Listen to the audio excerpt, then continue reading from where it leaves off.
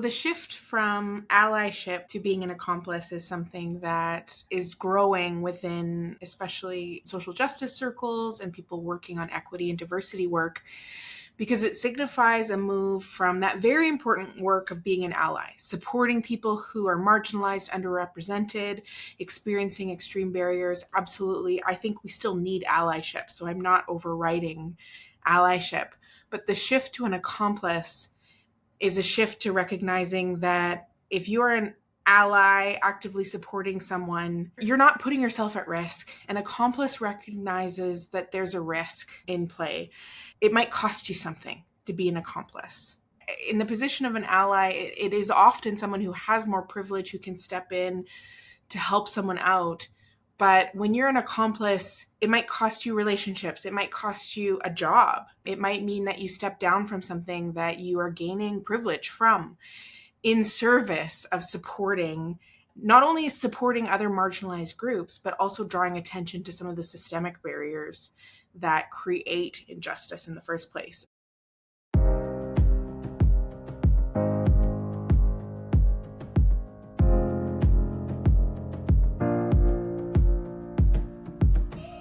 What will it take to create a seat at the table for everyone in the legal profession, regardless of gender, ethnicity, identity, for people living with a disability? We know discrimination affects people who are underrepresented and in marginalized groups. But what impact can it have on a personal level? Can some of that harm be avoided? How can we be better allies and accomplices? We'll have more on this coming up.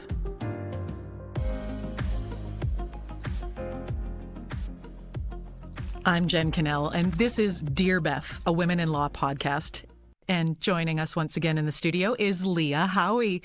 Leah, along with Beth Bilson and Bree Lowenberger, she's one of the co-editors of the collection of personal letters that we base this podcast on. It's called Creating a Seat at the Table, Reflections from Women in Law. Hello there, Leah. Hi. So I understand you've been out with your tape recorder and you're kind of riding shotgun in terms of hosting duties today. What's going on? Well, as you know, one of the goals for this podcast is to make spaces for honest and brave conversations about women's experiences in the legal profession.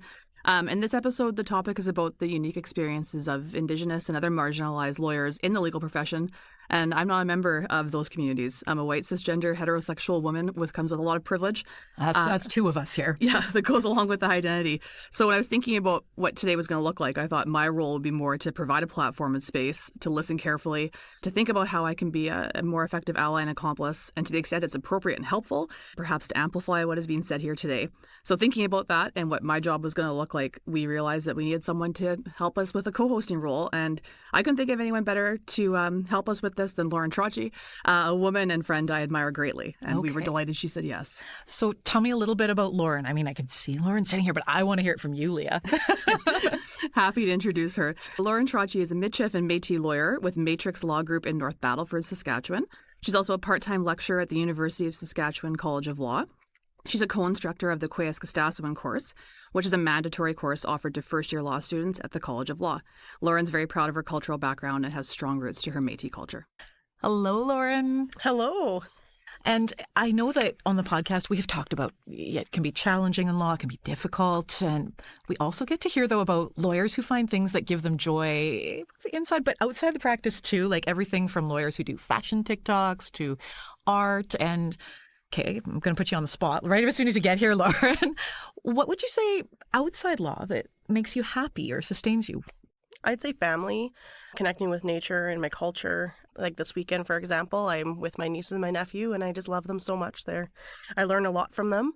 So I would say family, especially nature. My husband's from northern Saskatchewan, so we are often found in nature, whether it's on the water or, in the trees or picking medicines. I think that's where I'm rooted and where I'm grounded is in nature and family. That makes a lot of sense. And I understand that you're also going to be introducing our guest on the show today.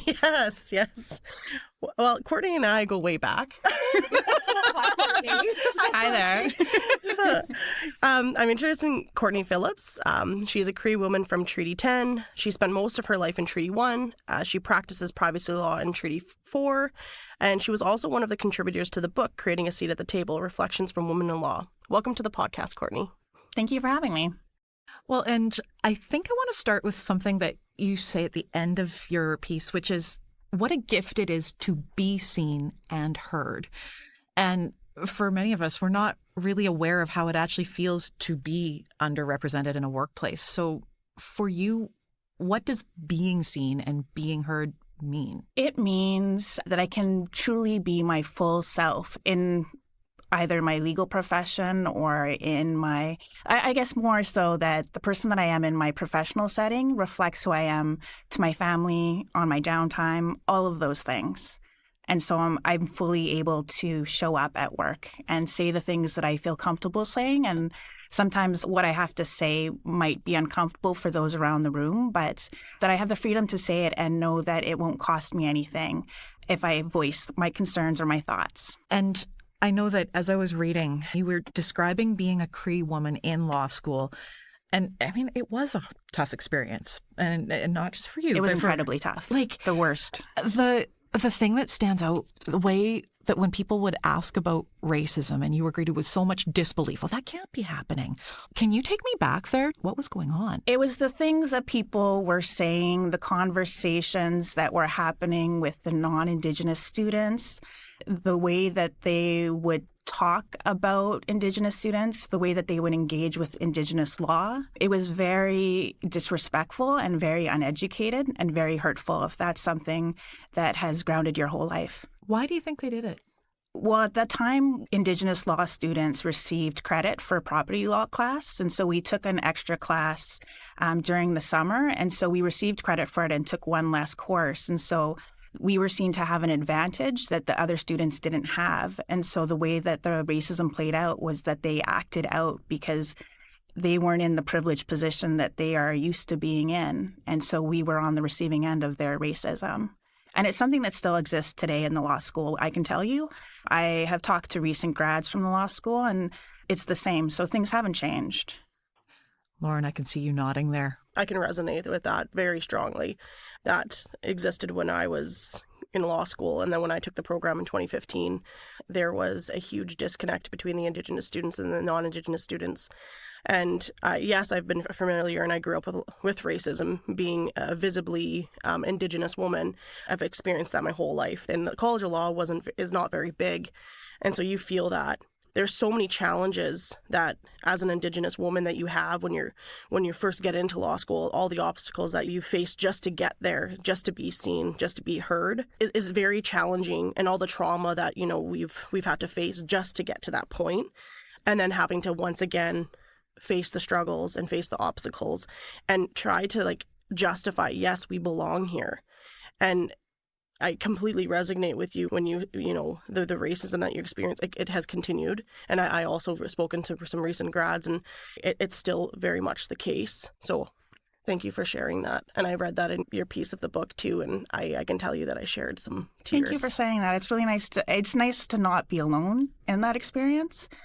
We also experience the racism outside of law school, but then you look at it and it's compounded because law students are struggling with just the workload, with the career issues. And so it's compounded in this very weird environment that's created. And so I think it's really surprising that there are still grads that the Indigenous people are still graduating from that program and succeeding despite all the racism that we have encountered and still encounter within our profession. Well, it was weird one-upsmanship that you described in the book. And who are your references? And, those people can't possibly be racist. And that, I think, just is scratching the surface, isn't it? It is. Oh, so when you actually get out into the workplace, I understand we definitely have a real underrepresentation of Indigenous people in legal workplaces. But does the actual culture in law have something to do with that? There is a culture and an environment about the legal world that is unsettling and not, a lot of the time, not a safe space for Indigenous people.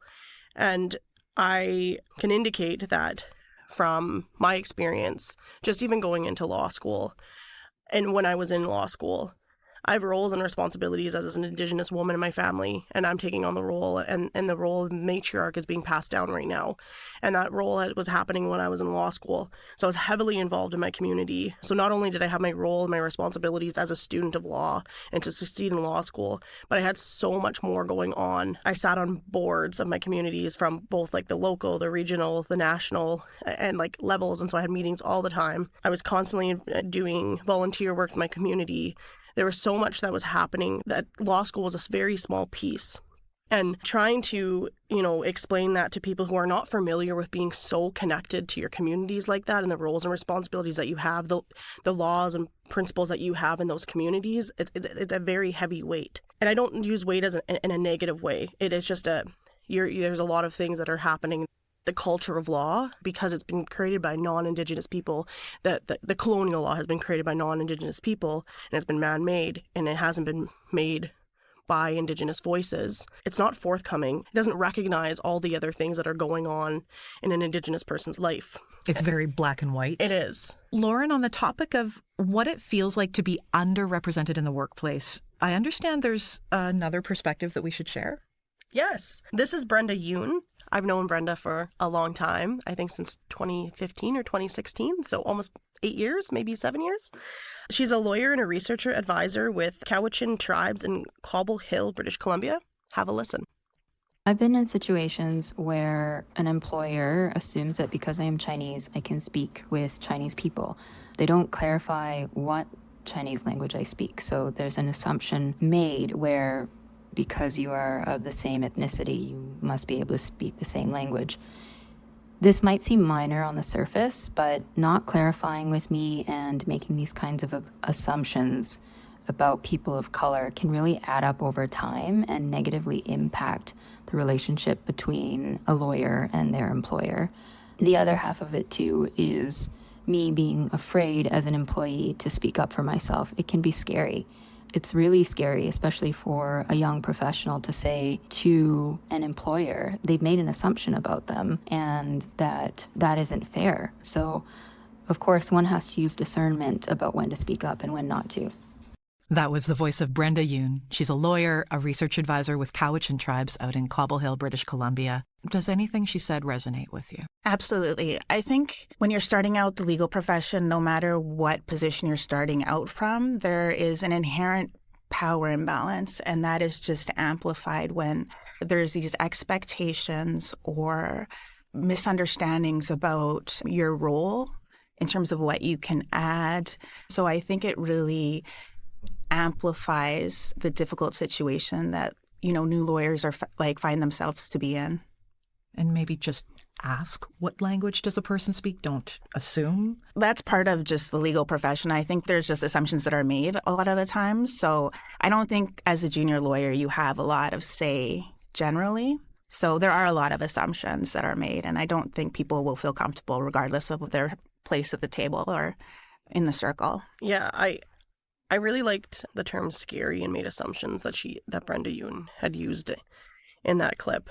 That really resonated with me, because you often, when you're leaving law school and you're going into an articling position, it has a very different value between like my Indigenous values and the value it is to be an articling student, for example. So for me, that is seen as a very successful opportunity. I am a valuable asset to, whatever law firm that I'm going to be involved in. But then as an Indigenous person, that is my perspective. I'm a valuable asset to whatever firm that I'm going to be involved in.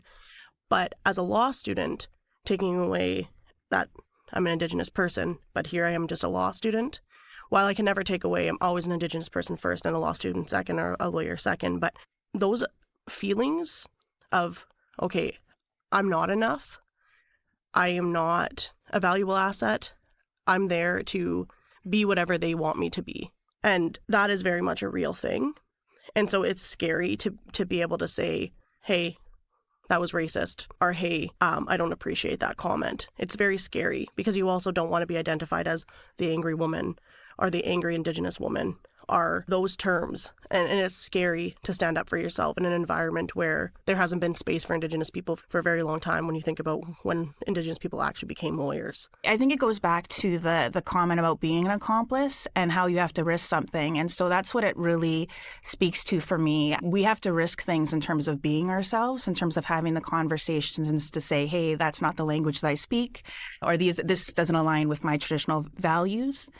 And so I think we inherently have to take those risks, and that comes at both a social cost to us, but then also we lose relationships in the firms because we have to usually engage with white fragility, and so people become very offended by our comments, and they take it as, I'm trying to help you and give you this advantage, and now you're turning on me and making me feel uncomfortable, or maybe potentially being perceived as being racist or being insensitive.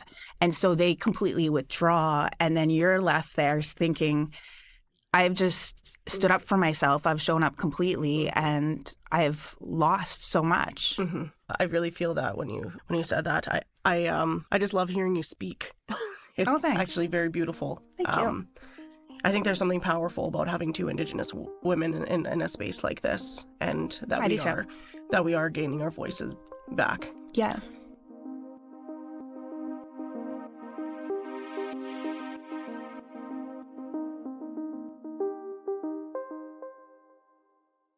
And does the Law Society play a role here? Does the Law Society offer any kind of support?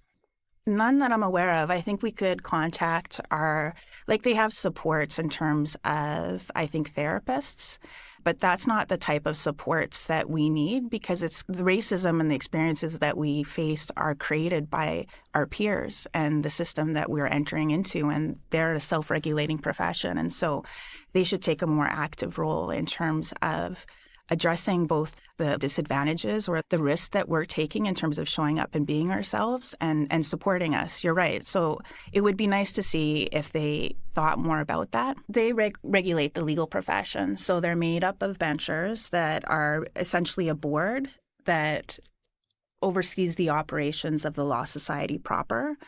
All lawyers are subject to a code of conduct, and so any kind of breaches of that code of conduct is referred to the Law Society to do an investigation, and then there is usually a decision attached with the results of that investigation. I wish that the Law Society would actually step up and do more to protect Indigenous people.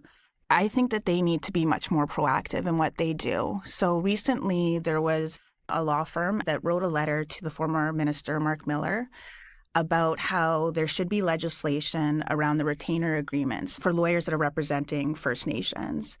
And that, to me, is a very paternalistic way to look at an issue because it's a legal issue that's created.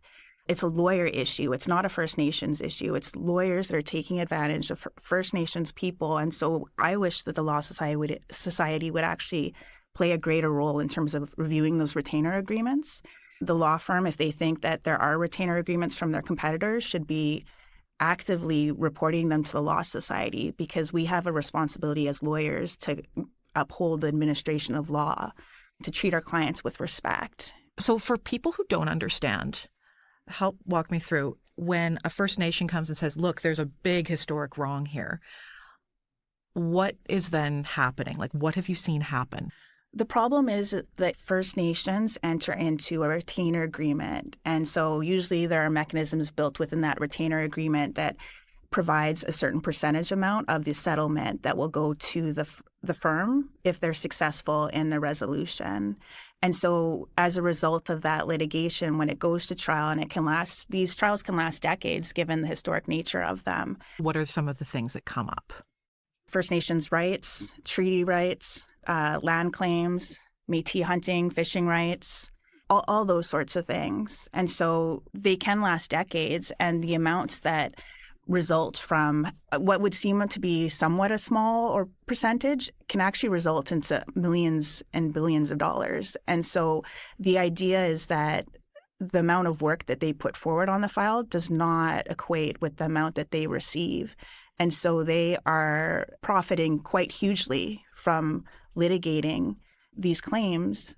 And so that's where there's a conflict of interest when you have a firm that says, we can't settle this should go to litigation. Regardless of their willingness to settle in that instance, I think the Law Society could proactively ask to look at those retainer agreements and see whether that amount makes sense given the work that's being done. But you can also contemplate that there are going to be and that there are a lot of class actions that involve lawyers. And so this is an issue that is broader than just with First Nations. It's just an issue that's come to light given the amount of land claims and the amount of money that's involved. And so I don't think it's necessarily a First Nations or a Métis or an Indigenous issue. And that's where it's more of a legal issue that as a self-regulating profession, the Law Society should take a greater role in. Like an ethics issue. Yeah. That to me is an example where lawyers don't want to be an ally. They don't want to be an accomplice because there are real consequences for them in terms of the relationships that they have with those firms, with those lawyers that are taking unconscionable fees from First Nations people. The only reason that the system is allowed to exist is fundamentally because they're taking advantage of a disadvantaged group. And literally profiting from it. Millions and billions of dollars. And so to me, I don't know how they can say a land acknowledgement without actually doing things to address an issue that we know exists within our profession. When you have law firms that are advising clients, First Nation clients, to go to litigation, there's a direct conflict of interest there in terms of what that litigation fee or what fees they'll get as a result of the litigation. And so in my mind, those firms should be transferring those files to another firm and saying we're in conflict of interest. So there's mechanisms within the Law Society where they can play a greater role, but we just don't do that because they're made up of people that they're friends with and that will face real consequences in terms of their livelihood. And that to me would be real change and something that I think the Law Society could really do to advocate and be an ally and be an accomplice for First Nations and Indigenous people. Okay, the Law Society is one thing, but what else do we need to know? Something that has been sitting with me and resonating me throughout this entire podcast is also the safe spaces that accomplices make at the College of Law as well. We can't just talk about, let's institute TRCs or the UNDRIP and, educate students on that. That's not enough. We also need to have spaces where there are people who are living these experiences and educating others on that. So it's like putting Indigenous women in positions of power within the Yes. university so that their voices can be heard, but Yes. then also see that their positions are respected within the college and by the students. And that making it a norm. Making it the norm and then providing the students with the opportunity to talk about their experiences with someone who might have shared it with them when they were in law school. Yeah, and it's not enough to just have one person that's Indigenous. There needs to be so many more so that students walk in and especially Indigenous students walking in. I think it's so important. Like I remember when I was young and when I was taught for the first time by an Indigenous person and how powerful that was. I think even at the College of Law, I think there are a lot of people there who are amazing allies and amazing accomplices. They're doing all this work. And that's important because they create a safe space for Indigenous people. But also, I think what is also very important, and then why I not only practice law, but I also maintain my instructor status at the College of Law, is so that I'm also bridging a gap to the Indigenous students to say, hey, look, I'm here, I see you, and I'm here for you, and I'm another person in your corner. And I think that that's really important to have somebody that they can see. They're like, okay, yeah, she's out there doing that work, but she is here for us as well. And I think that that also goes back to who I am as an Indigenous person, where I think it's really important for me to be carrying on, my role and start paving the path for the next generation. And so I think that at the College of Law, not only it's important to have accomplices, but it's also really important to have visible Indigenous people who are teaching. And I think that me being there provides so much more to the students and such a safe space where they know that they're supported and they can look at me when they're telling me something and say, I get that you know what I'm saying. I get that you feel what I'm saying. And deep down, heart to heart, I understand where they're coming from because I've had the same experience. So I think that that's what's important. And I think that's what, another perspective is not only allyship, but ensuring that the Indigenous voices are at the college and that it does become the norm. Because right now, it's unfortunately all across Canada, it isn't the norm. And I think that once we start getting into spaces where, for example, all of us are women here today, sitting around this table, and how amazing that is. But at the same time, 50% of the people sitting at this table are Indigenous, and how important that is, and how much more powerful we all are together sitting around this table. That's the accomplice. That's creating a seat at the table for Indigenous people. Courtenay, just going back to your piece, back to the book, and this is a very personal question, but when you were writing that brought up a lot of emotions. I imagine you had a lot of feelings when that transpired, when you were writing it. I just want to take you back to the moment when you decided to, set your pen to the paper. Did you already know what you were going to write about? I did know what I was going to write about. So it wasn't actually writing it that was the hardest part. It was sharing it. It was knowing that it would be shared with people and that I wouldn't have that kind of control. So I practice privacy law. I'm a very private person. But in advance of sharing it, or after I shared it with Leah and Bria, I actually shared it with all the people that were in the story. So I was one of the greatest gifts. So the individual who played the greatest role in my legal career, I got to tell him what that role was. So it was scary to be that vulnerable. But writing the letter was easy. It was having it go out there in the world, having my colleagues read it, and then potentially losing a lot of things as a result of it. But it was totally worth it, because one of the things that I think a lot of us want to do is to thank the people that have had major roles in our lives. And so the letter gave me the opportunity to do that. That's very beautiful. It sounds like there was just so much to gain from it. Yeah, that I didn't expect. It was wonderful. Thank you for that. Yeah, thank you, Leah and Bria, for inviting me to share the story. Leah and I went to law school, and I thought it was always really brave of Leah. When I sent her the story, she read it, and she said, "Did I make you feel less than?" And it took a lot of strength. It must have been a scary question to ask. And she wasn't. She was always somebody who made me feel included, which is why I shared the story and was willing to be part of the project. You know, you could be safe with her. Yeah. Yeah, I trusted her. When I read your letter, it was like a punch in the gut, right? I was like, oh my God. Like, I was friends with Courtenay, like we were on law review together. And I knew you, and I knew you like more after law school too, when we were in Regina at the same time. And I've kind of watched you on Facebook to the extent that you post, and you don't post that much. That's the privacy lawyer part. Yeah, it is. But like, I've admired Courtenay from afar for a while, watching you. And so, yeah, when I read your letter, I was just like, I said to Bria, I was like, oh my God, I hope, like, I need to ask. And I hope that I was not a part of any of this. And also so disturbed, I guess, or upset. I was upset, and not trying to center myself in any of this, but upset that I didn't see any of it. And I think that's what was so powerful about your letter, was just like, that was happening while I was there. I was sitting beside her in law review and didn't see it. I think one amazing thing about you, Leah, is that, well, now Courtenay and I are connected. Yeah. And I think that you have a huge role. You're an accomplice.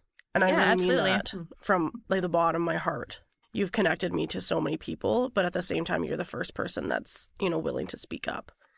And I think that you need to know that. Absolutely. I wouldn't have driven here and back from Regina on my one day off to be part of this if I didn't think it was valuable and that we would have conversations, right? So I think you have to acknowledge like the role that you play, because we wouldn't be having these conversations, if not for you, but then also because we have faith in you. Yes. And safe. Like, I feel safe to say what I've said today. I think that means you have to keep being an accomplice. I'll keep trying my best. I do have 2 questions. What message would you have for the law students who are currently in law school, or the future law students that do enter law school? But also, what message do you have to your past self for when you entered law school? I love my life now. I have never been happier. I have always admired women when they're in their later on in their years of life, and I've always been excited to get older. And so I know who I am as a person. I am involved in really exciting, I love the area of law that I practice. I've been appointed to a First Nation appeal body, and I get to think about how the law can be done differently. I get to play with the law. I get to be myself. I'm surrounded by people that support me. I think I would just say that I have never been happier. And I have a lot of hope for the future. I think I would say you'll find yourself again, and life will be better than you even imagined. At the start of the podcast, we heard Rachel Lowen Walker, and she was talking about, we have to just stop being just allies. It's time to move to put some skin in the game, be an accomplice. And I was hoping we could just listen to a little bit more of what she had to say. As a queer woman, in relation to a lot of the politics surrounding the 2S LGBTQ community right now, it's really clear that more and more people are coming out as critical in relation to gender and sexuality than we've even had in years past. Expecting social change to be kind of like, if we just keep flowing in this river, eventually we're going to get to a future that is better, misses the point that social change is actually the rapids. Social change throughout history has been moments where people take very big risks and they stand up for things, or they put a stop to things, or they call attention to huge injustices. They put their bodies and their voices on the line for whether it's their own groups that they're part of or other groups. That's actually what has led to some really significant social change movements. And that work of the accomplice reminds us of that. That's Rachel Lowen Walker, an assistant professor, program director in women and gender studies and political studies here at the University of Saskatchewan. What do you think of this notion of accomplice? It makes sense to me in terms of a way to move forward, a way to actually address a lot of the experiences that we're having. When she talked about the rapids, all I could think about was when I decided to write the chapter in the book that I did, I knew what it would entail, and I knew that there would be potentially a risk to my career. But I did it with the hope that it would stop the experience of new students, especially like the Indigenous students. Like, I wanted it to stop. And so if I'm willing to do that, then surely other people must be willing to risk.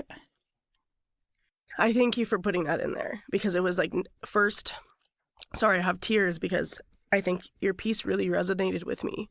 And it was the first time that I could pick a piece up and read it and actually really relate to it as an Indigenous lawyer, as an Indigenous student. And it was nice for you to create that bridge for me and for other Indigenous students that are coming from the law school. So I saw the risk that you put into that. I felt the risk that you put into that.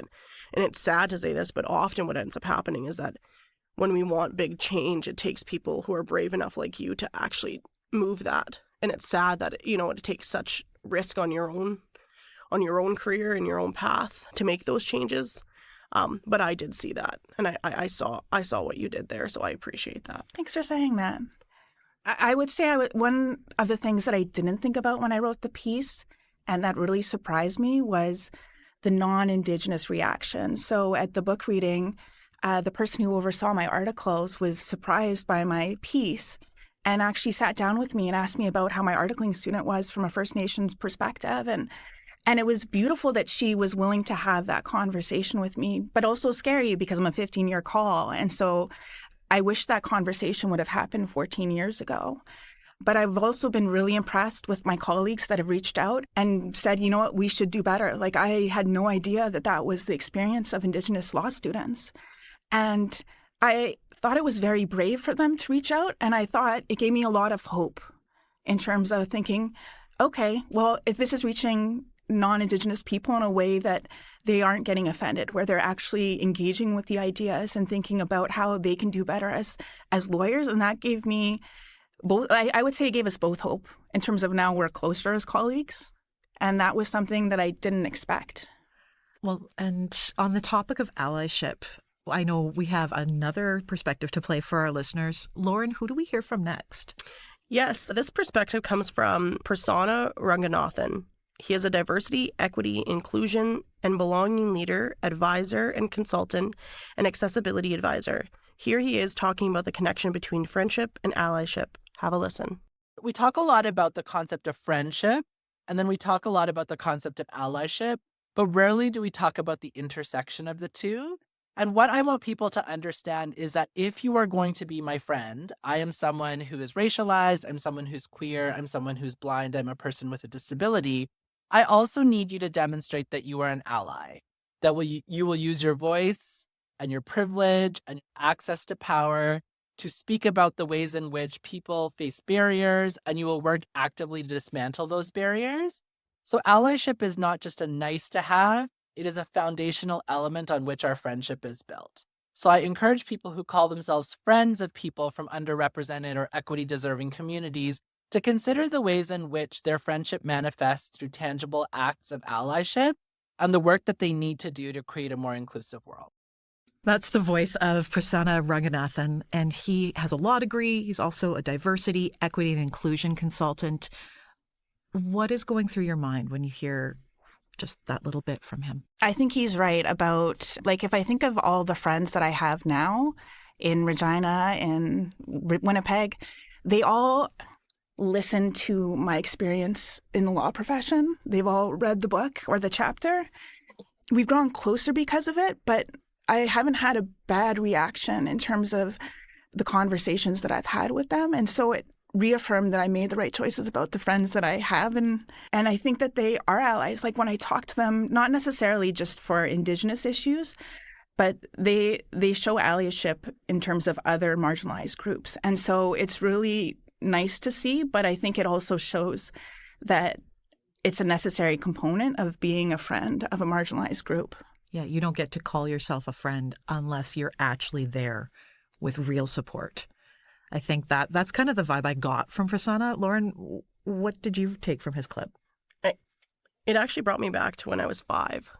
I had a best friend, and she wanted to introduce me to her family. And she sat me down before we had got to her family's house, and she said that, I want you to know that when we step in the room, that I'm very proud of you, and I'm very proud to be your friend.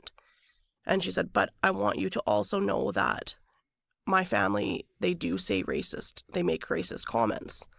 And she had said to me, but I promise that I do not think that way. And I promise that I'm going to go in there, I'm going to hold your hand, and I'm going to introduce you with pride. And I remember I felt so strong holding her hand there, introducing myself and being proud of who I was because of how strong of an accomplice she was. And so take us now years later, we are in our 30s, and, you know, we've been friends since we were 5. I thank her once a year for that moment. And she says, I didn't realize how strong I was as 5 years old. That's amazing. Right? Yeah. Like, from the mouths of babes is one thing, but she literally did it. She took your hand. And did they say any racist things when you showed up?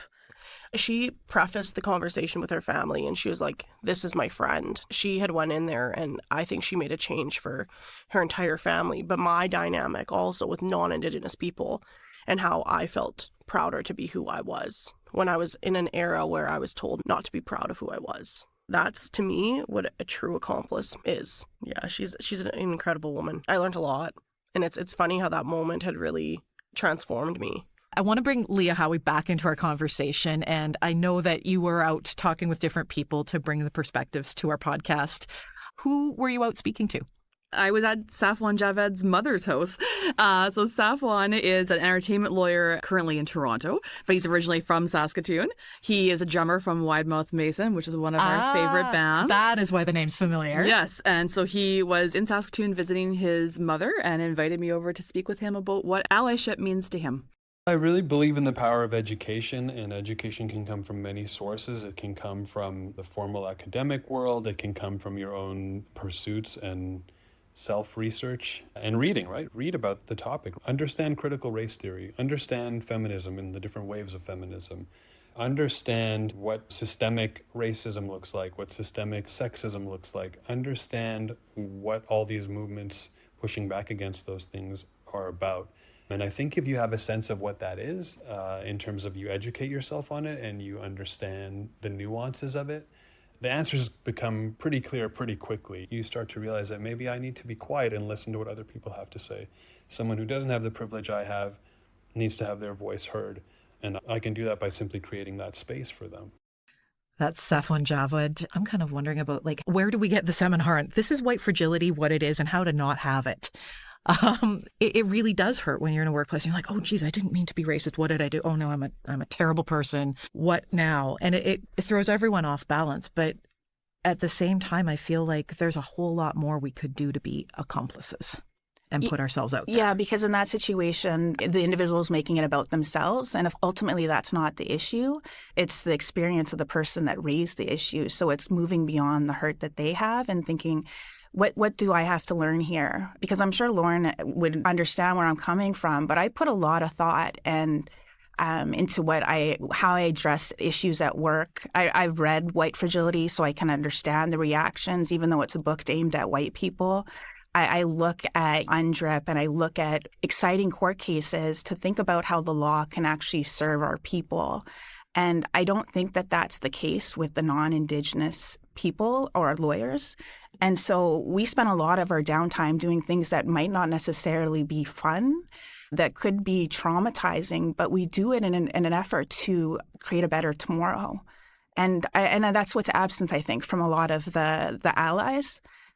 And that's where it would take to be an accomplice, is to actually put that time not doing fun things, thinking about how you can do things better and maybe risk things, because we do that all the time. When I think of 7 generations, past, present, and future, and the way and anything that I do, I think that with the way that we do think that when we are having conversations with people, I have to pick and choose though about which times I do take and my delicate conversations with people. I do my best to be gentle in my approach, because I think we're all coming to the table with trauma, whether or not you're an Indigenous person or non-Indigenous person. Colonialism has been devastating to both communities and non-Indigenous and Indigenous, in the sense that a lot of the lies and the incorrect pasts and the incorrect truths of the past are now coming to light, and people are talking about, yeah, that wasn't true. Actually, this is what's true. So when I am having a conversation with somebody, and I do take that time to have that conversation with you, is because I see value in having that conversation with you. And I'm not saying that person's not valuable, and I don't have those kinds of, I don't think that someone's more valuable than the next. But what I mean by that is that there's value in having that conversation with that person, because I'm giving my energy to that person by explaining to them, hey, this is how I feel, or I'm providing a piece of education to you. But I can't do that in every setting. And if I did that all day long, and I educated people all day long on that was a racist term, or your comment was being complicit with racist ideologies, I'd be exhausted. And it is exhausting, and it is tiring. And so that's why it's really important that weight is not only coming from us, but being an accomplice, that weight also needs to be put on an accomplice to start carrying that load. I just want to bring it back to not only like what message do you have for law students, but what message do you have to yourself? Right. How did you stop shutting the parts of you off? When? Like 10 years into call, or?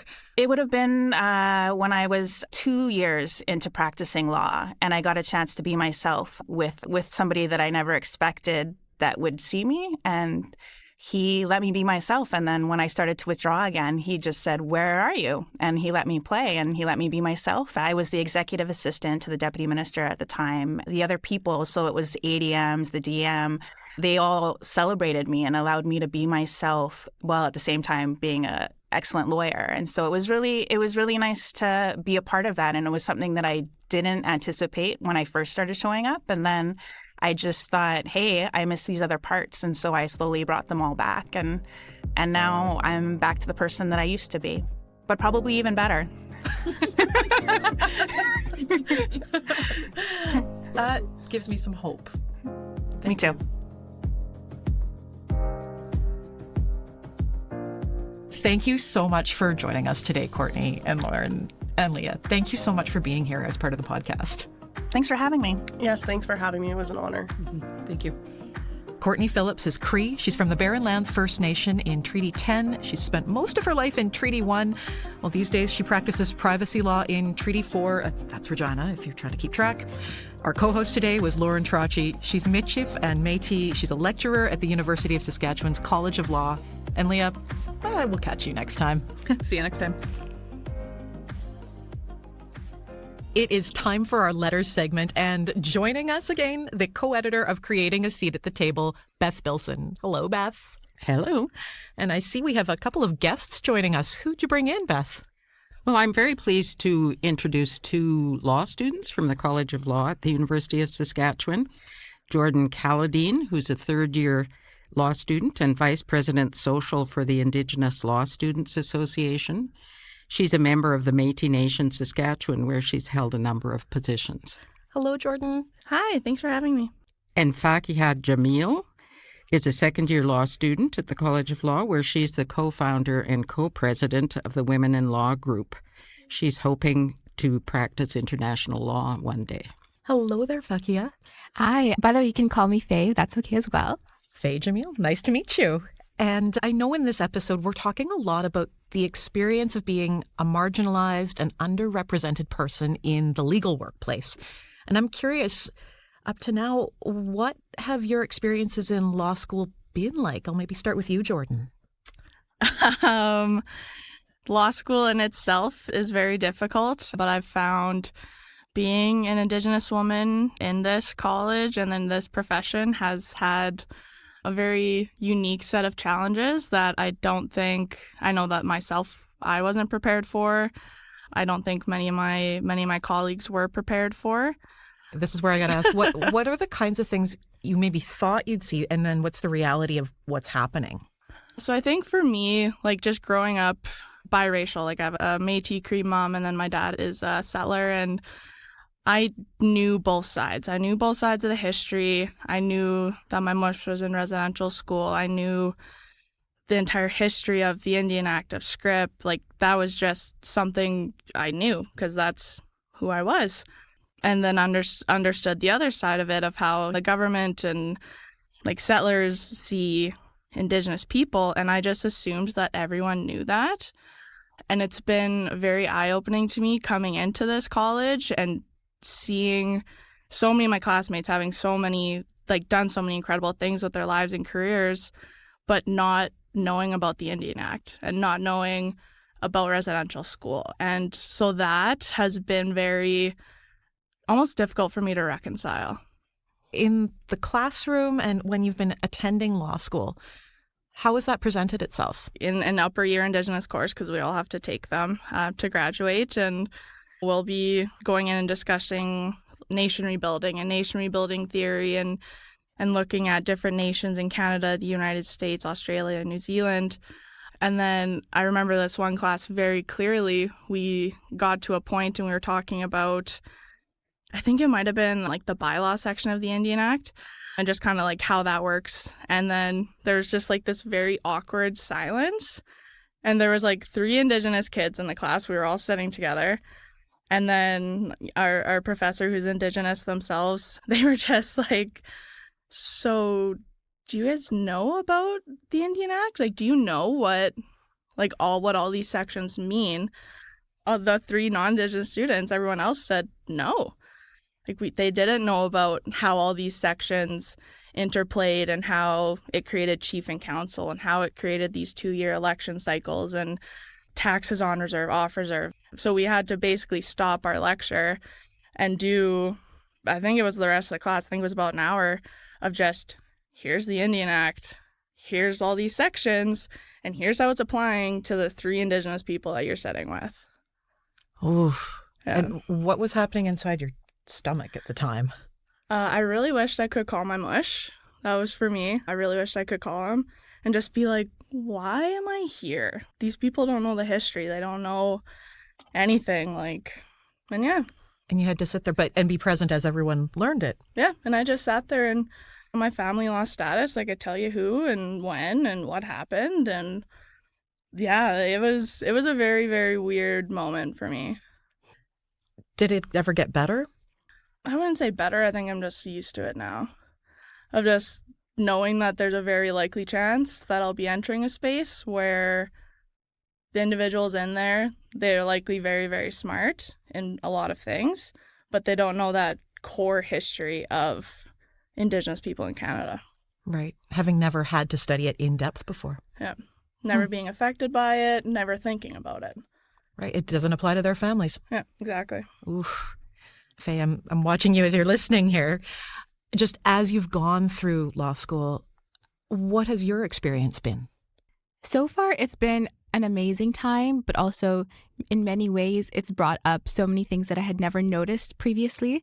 I grew up in Saskatoon, but I did my undergrad in Ontario, which was a very diverse place. And then I came back to Saskatoon, and suddenly I was aware of being brown or ethnic. And I was kind of talking to this about another one of my friends, and we were saying that we can't pinpoint what the feeling is, but we've just never been so aware of, oh, I'm the brown girl or I'm the Middle Eastern girl. I was thinking about why I was feeling this way. So back in the day, I actually used to wear a hijab. And then when I removed it, suddenly everybody kept talking to me. People would just approach me in the store and say hi. So I didn't realize I was almost invisible in many ways. But like that as I got closer to being more Western, or proximity to whiteness essentially is a privilege. So I experienced that. But then coming back to Saskatoon, it was almost like taking a step back, where, again, it was like that invisible feeling, maybe not as intense as before, but it was there, and I hadn't felt that for a very long time.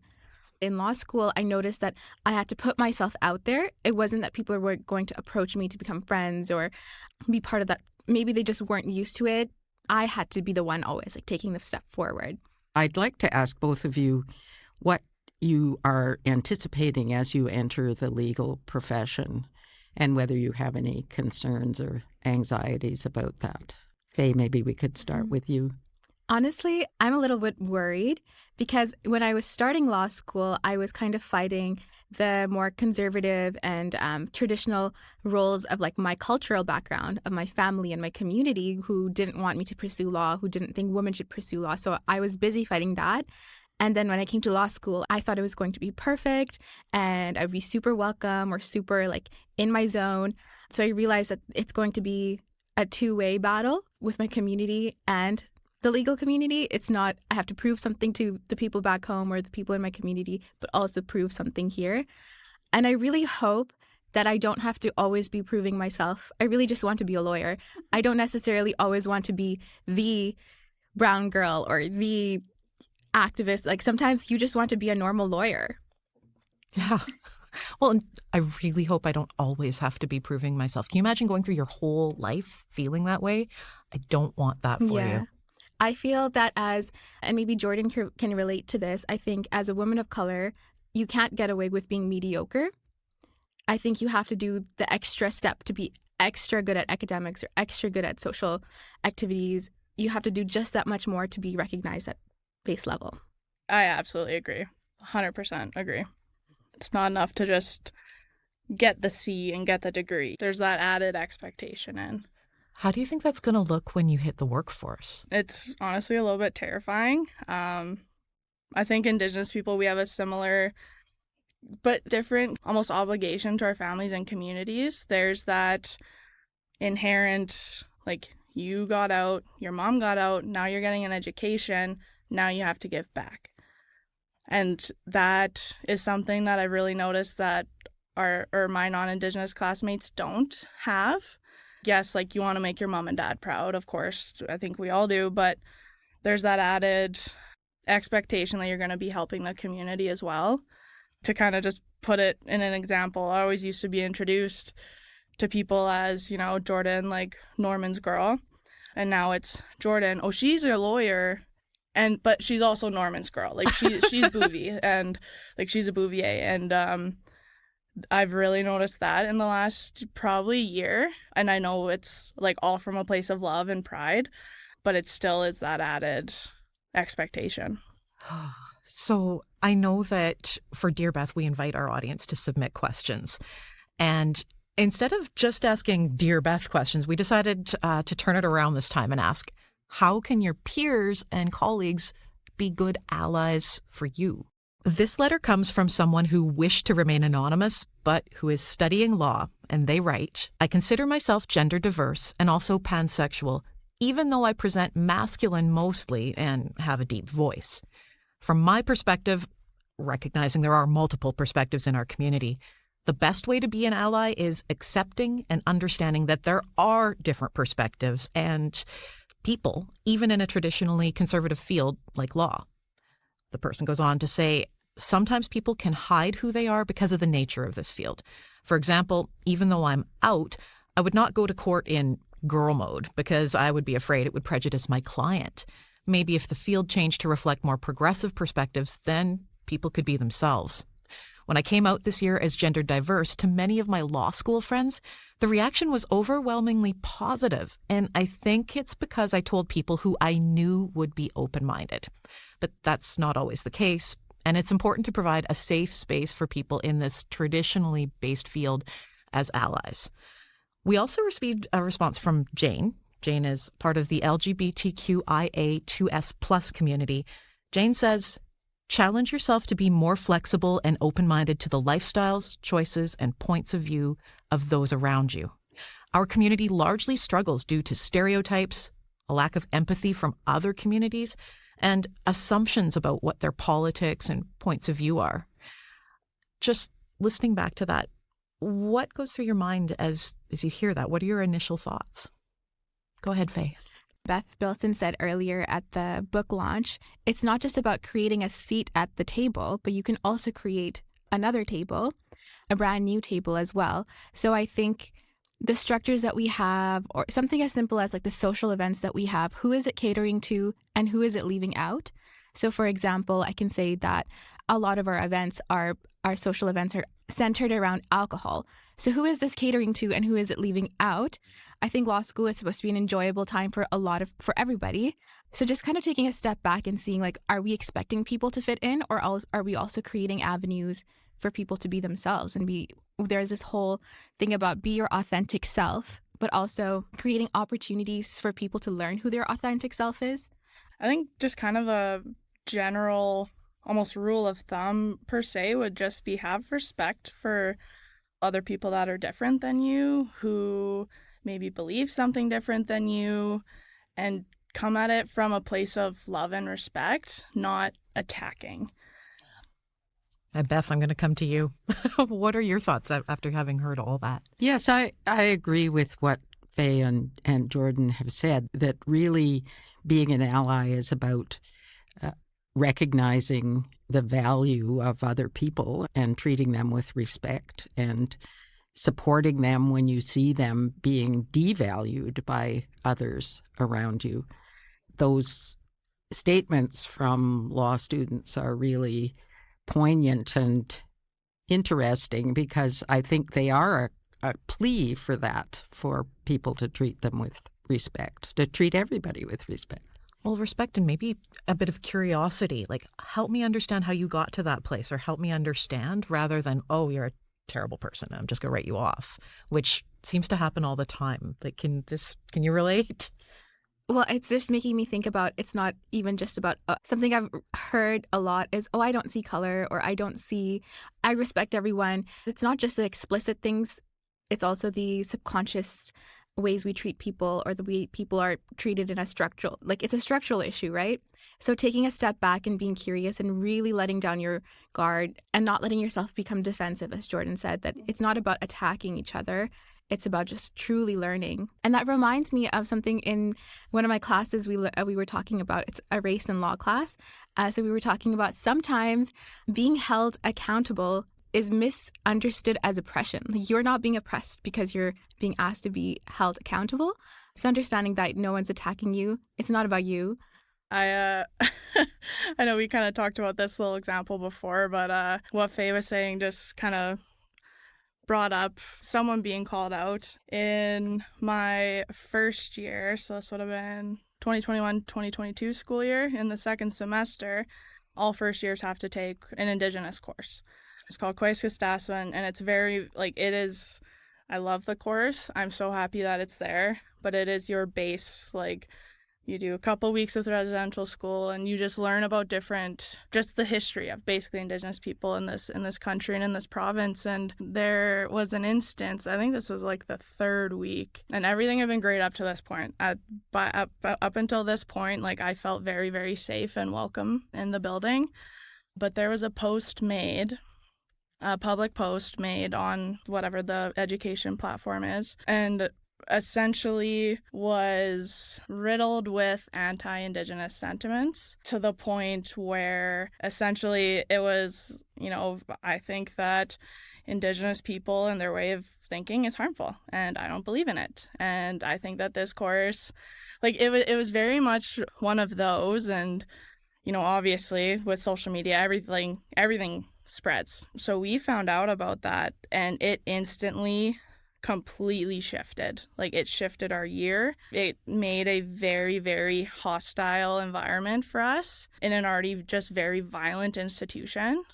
And like, this is a very violent field that we're in. And like, I know myself, some of my close friends, we didn't go to school for a couple weeks. Like, we stayed home. We didn't talk to anybody because it was just so damaging and invalidating to basically be publicly posted about, and basically saying that we are inherently bad, we are inherently harmful because this is what we were raised as, this is what we believe, because it was different than this other individuals. I think it really set the tone, at least for my year. Moving forward, I'm in my last year now, and even still, like, if I see a Facebook or if I see a whole bunch of Facebook notifications, I get anxiety. Because I remember when all this happened and Facebook was blowing up because that's where everything happened. So on the podcast, we're talking all about these different ways that we can actively support marginalized or underrepresented groups. I'm thinking content moderation would be maybe a first step in some of these. But the whole concept of being an ally, we even hear the term being not just an ally, being an accomplice, which Rachel Lowen-Walker describes as being willing to put yourself, your own job, your own opportunities on the line to help others. But there's another concept, and that's sponsorship. And Beth, can you kind of bring us up to speed on what it is and how it applies to the law profession? Yes, it's a term that I heard Leanne Bellegarde use. Leanne Bellegarde is a senior Indigenous lawyer, and I heard her give a lecture once in which she referred to sponsorship.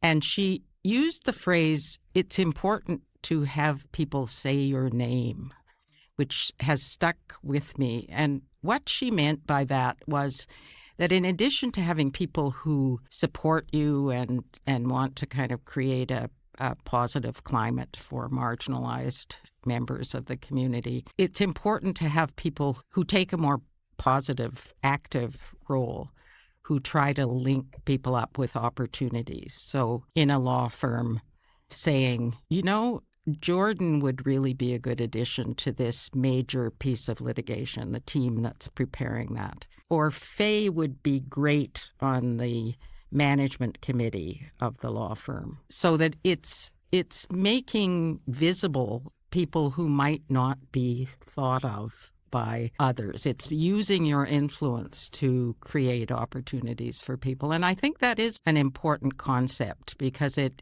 means that there should be people who feel an obligation not just to make positive noises about the role of Indigenous people or racialized people or people with a different sexual orientation in their organization, but are willing to do something about it, are willing to actually try to match up those people with opportunities that may help them advance their careers. And that is a difference between mentoring, sort of the behind the scenes supporting a person, and very publicly saying their name, saying, I believe in this person. I think Jordan would be great for this. I think Faye would be great for this, or that Beth should be doing that.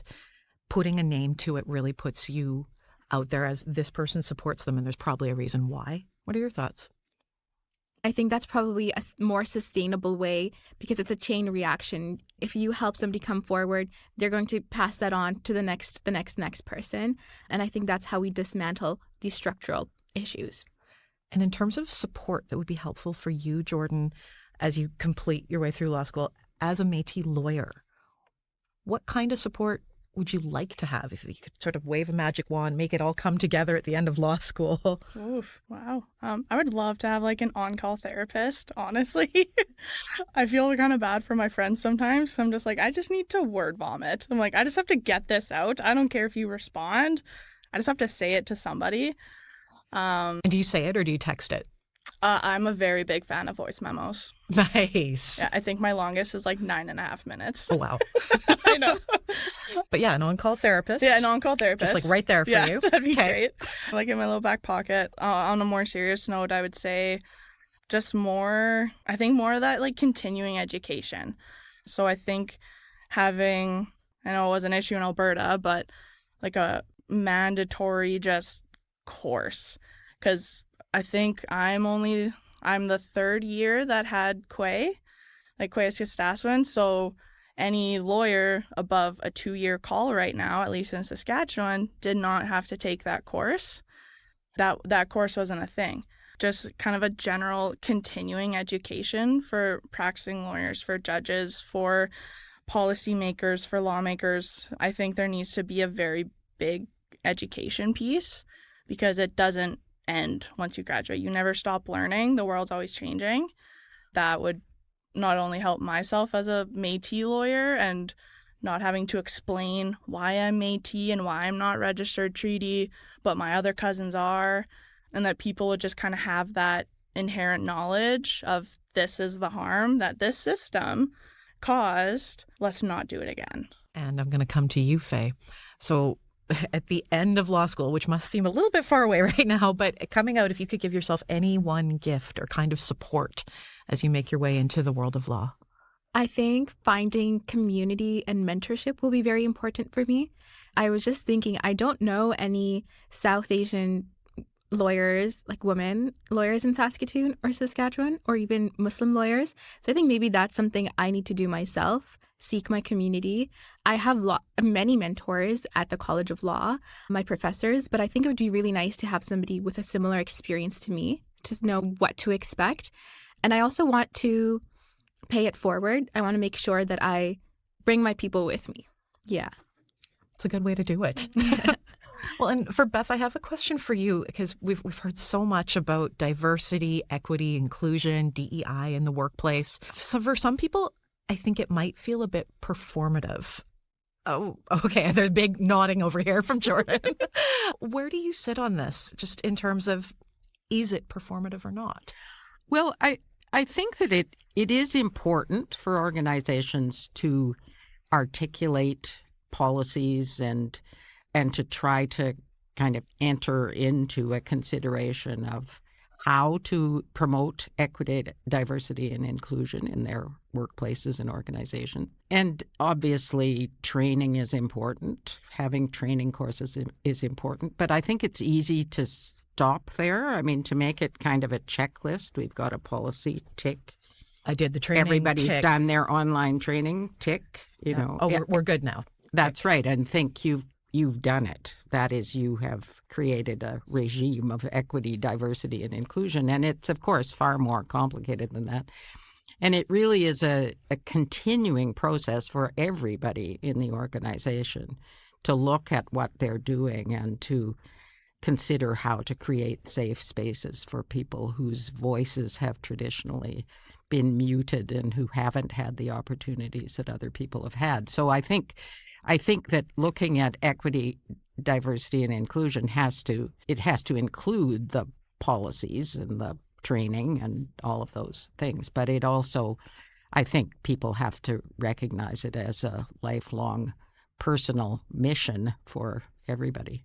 Jordan, when you were nodding, what was going through your mind about the performative aspects of DEI? In my opinion, it's very much turning into a buzzword. I was thinking back to the Quay example that I gave a little bit earlier, and Indigenous students were put out in the limelight and were pushed. We have an Indigenous Law Center. We admit 12 Indigenous students a year, whatever the numbers were.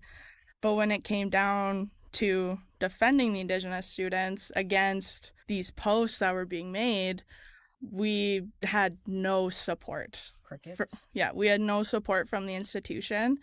A lot of individual like staff members and professors would reach out to us, but from the institution as a whole, that a week before was so proud of us and so proud to have this program and all these Indigenous students. When it came down to crunch time, it was, hey, like, figure it out yourself. We don't care if you stay home for a couple of weeks because this really hurts you. It just continue on. Yeah, it's like there were numerous students that were in a very, very bad mental state. I know I was one of them. Faye, I'm coming to you because I haven't talked to you for a little while. But is there anything as you're sitting listening to, and I'm sure you've heard about all the DEI, what point would you like to make on it? Just following up from Jordan. It's not just about the numbers or check marks. I think firms, law firms, employers need to take a step back and ask, what does this actually mean? What are we doing to beyond just hiring? What are we doing to make these people feel included and welcome and supported in their careers going forward? And that also includes supporting them through tough times too, like if it's not just about, oh, we hired this many women. Okay, what do you do when the women in your workplace bring forth a claim about harassment? That's where the meaningful change happens. Thank you so much for joining us today, Jordan and Faye. Thank you. We really appreciate it. Yeah, thanks so much for having us on. This was fun. Jordan Calladine is a third-year law student and the Vice President Social for the Indigenous Law Students Association here at the University of Saskatchewan. She is a member of the Métis Nation of Saskatchewan. And Fakea Jamil, or Faye Jamil, is a second-year law student at the College of Law here at the University of Saskatchewan. She's also the co-founder and co-president of the Women in Law group. And if you have a Dear Beth question for Beth Bilson, or maybe something else on the show caught your ear, please drop us an email. It's createjustice, all one word, createjustice@usask.ca. And Beth, hey, thanks as always, and we'll see each other next time. Looking forward to it. That's it for this episode of Dear Beth. We record and produce this podcast on Treaty 6 territory, which is the traditional and ancestral territory of the Cree, Dene, Saulteaux, Dakota, Lakota, and Nakota nations. It's also the homeland of the Métis. We pay our respects to our First Nations and Métis ancestors, and we are grateful to be able to have these conversations and to be able to hear these stories on Treaty 6 territory. We do this while we're recognizing our own privilege, and we're mindful of how we can use this podcast to make sure diverse voices get a platform. We draw inspiration from Maria Campbell's observation that stories are a way that we can talk to each other without having barriers between us. Our team at Dear Beth is Leah Howie, Bree Lowenberger, and Beth Bilson. Hannah Jorgensen's our associate producer, and Wayne Giesbrecht is our tech. We produce this podcast in partnership with the College of Law at the University of Saskatchewan. Dear Beth is a production of Cascade Communications. I'm Jen Cannell. Thanks for listening.